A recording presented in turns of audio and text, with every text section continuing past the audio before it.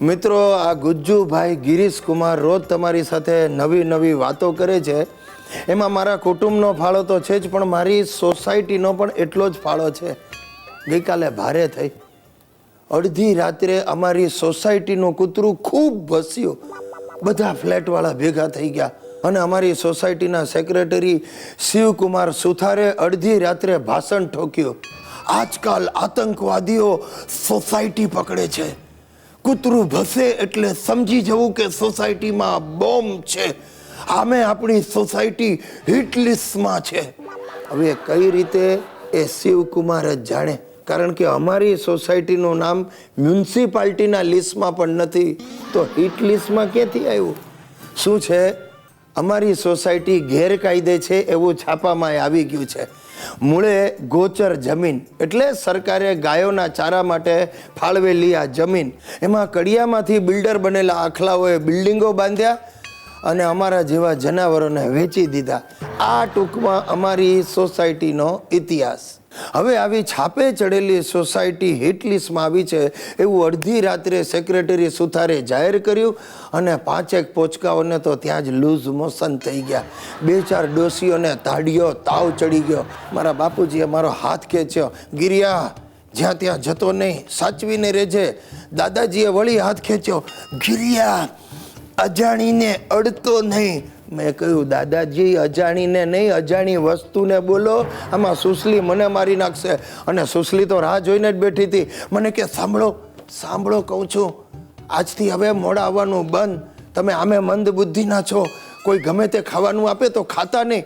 ને વાળી રીતિઓ રહી ગયો તો એ પણ મને શિખામણ આપવા માંડ્યો. પપ્પા, રોજ દાઢી કરીને કામ પર જજો.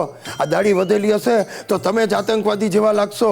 પોલીસ તમને પકડી લેશે અને અમે તમને છોડાવવામાં નબળા પડીશું. પપ્પા, સાહેબ, મગજની નસો ખેંચાઈ ગઈ છે. આ સાલું એક કૂતરું ભસ્યું, એમાં મારા ઘરના ત્રાસવાદીઓએ મારી ઊંઘ હરામ કરી નાખી છે. મિત્રો, હું રોજ રાત્રે સૂતા પહેલા ને સવારે ઉઠીને ભગવાનને એક જ પ્રાર્થના કરું છું કે મને દાક્તરોથી દૂર રાખજે અને દાક્તરોને મારાથી દૂર રાખજે. અરે સાહેબ, કેવા કેવા કિસ્સા સાંભળવા મળે.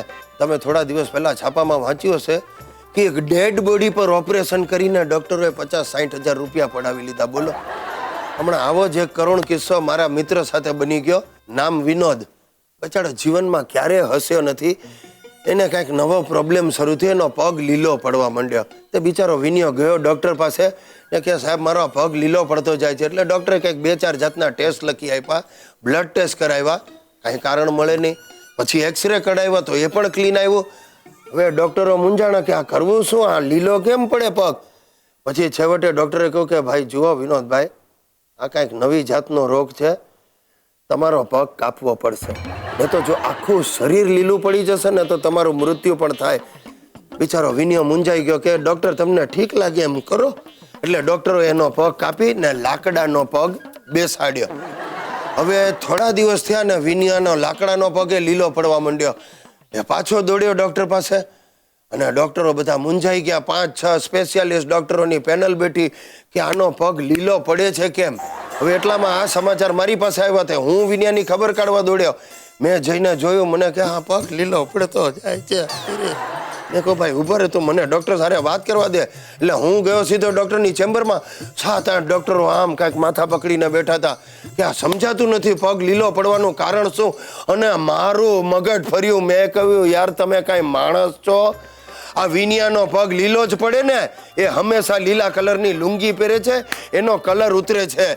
ને ડૉક્ટર તો આ સાંભળીને મારા પગમાં પડી ગયો. મને કે ગિરીશભાઈ, મારા સમજે આ વાત ક્યાંય કરતા નહીં. તમને જોઈએ તો આખી જિંદગી તમારી ફ્રી ટ્રીટમેન્ટ કરીશ. મેં કહ્યું ભાઈ તું દૂર જ રહેજે, તારા જેવા ડૉક્ટર પાસે હું ટ્રીટમેન્ટ કરાવ.